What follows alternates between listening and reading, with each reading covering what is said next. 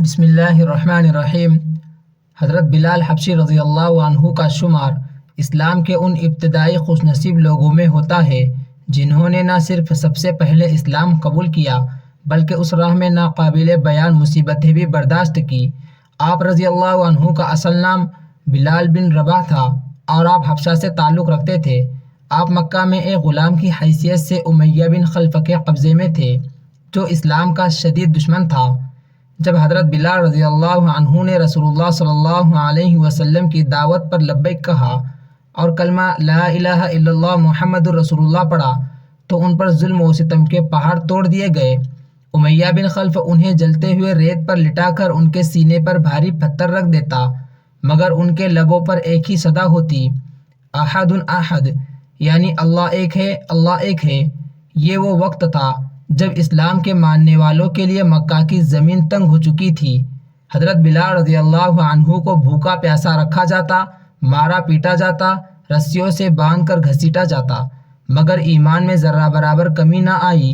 ان کی یہ استقامت، ان کا یہ صبر صحابہ کرام رضی اللہ عنہ کے لیے بھی ایک مثال بن چکا تھا۔ حضرت ابوبکر صدیق رضی اللہ عنہ جو خود بھی اشرفیہ سے تعلق رکھتے تھے، ایک دن حضرت بلال رضی اللہ عنہ کو ان اذیتوں میں مبتلا دیکھا۔ وہ امیہ کے پاس گئے اور فرمایا، کیا تم اس شخص کو اتنی تکلیف دے کر بھی باز نہیں آتے؟ امیہ نے مذاق اڑاتے ہوئے کہا، اگر تمہیں اس پر رحم آتا ہے تو خرید لو۔ حضرت ابوبکر صدیق رضی اللہ عنہ نے فوراً انہیں خرید لیا اور آزادی دے دی۔ یوں حضرت بلال رضی اللہ عنہ اسلام میں پہلے آزاد شدہ غلاموں میں سے ہو گئے۔ جب مسلمانوں کو ہجرت کا حکم ملا تو حضرت بلال رضی اللہ عنہ بھی مدینہ منورہ پہنچے۔ وہاں جب مسجد نبوی تعمیر ہوئی تو اذان کے لیے مؤذن کی تلاش شروع ہوئی۔ خواب میں کئی صحابہ کرام رضی اللہ عنہ نے اذان کی صورت دیکھی اور رسول اللہ صلی اللہ علیہ وسلم نے فرمایا، بلال کو یہ کلمات سکھاؤ کیونکہ ان کی آواز بلند اور دل میں اثر ڈالنے والی ہے۔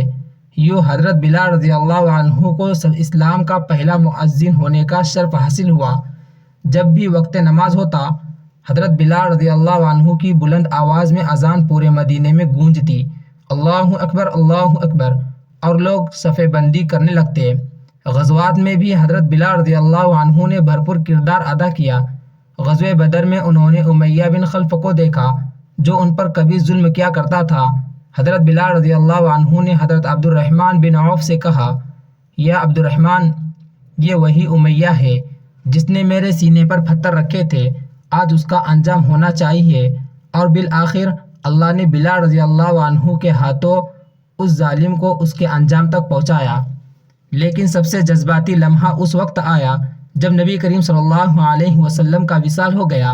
حضرت بلال رضی اللہ عنہ کے لیے یہ ناقابل برداشت صدمہ تھا۔ جب اذان دینے کے لیے کھڑے ہوئے اور اشہد ان محمد رسول اللہ تک پہنچے تو آپ کی آواز رند گئی، آنکھوں سے آنسو بہنے لگے اور وہ اذان مکمل نہ کر سکے۔ اس دن کے بعد مدینے کی فضا بلال رضی اللہ عنہ کی اذان کے بغیر سنسان ہو گئی۔ حضرت بلال رضی اللہ عنہ نے مدینہ چھوڑ دیا اور شام کے علاقے دمشق میں سکونت اختیار کر لی۔ ایک رات خواب میں رسول اللہ صلی اللہ علیہ وسلم کی زیارت ہوئی۔ آپ صلی اللہ علیہ وسلم نے فرمایا، بلال یہ کیا بے وفائی ہے، کیا تم ہمیں ملنے نہیں آؤ گے؟ حضرت بلال رضی اللہ عنہ گھبرا کر جاگے اور فوراً مدینے کا رخ لیا۔ جیسے ہی ان کی واپسی کی خبر مدینہ پہنچی، لوگ جوک در جوک انہیں دیکھنے کے لیے جمع ہونے لگے۔ حضرت حسن اور حسین نواسۂ رسول نے ان سے درخواست کی، بلال چچا، ہمیں وہی اذان سنا دے جو نانا جان کے زمانے میں دیا کرتے تھے۔ حضرت بلال رضی اللہ عنہ مؤذن کی جگہ پر کھڑے ہوئے، اذان دینا شروع کی، لیکن جب اشہد ان محمد رسول اللہ پر پہنچے تو مدینے کی گلیاں گونج اٹھی، ہر آنکھ اشک بار ہو گئی۔ ایک بار پھر صحابہ کرام رضی اللہ عنہ پر نبی کریم صلی اللہ علیہ وسلم کی یاد تازہ ہو گئی۔ حضرت بلال رضی اللہ عنہ کا انتقال دمشق میں ہوا اور وہی دفن ہوئے۔ ان کی زندگی ہمیں یہ سکھاتی ہے کہ ایمان کے لیے اگر کچھ کھونا پڑے، قربانیاں دینی پڑے تو گھبرانے نہیں چاہیے، کیونکہ اللہ کے یہاں وہ قربانیاں کبھی رائگاں نہیں جاتی۔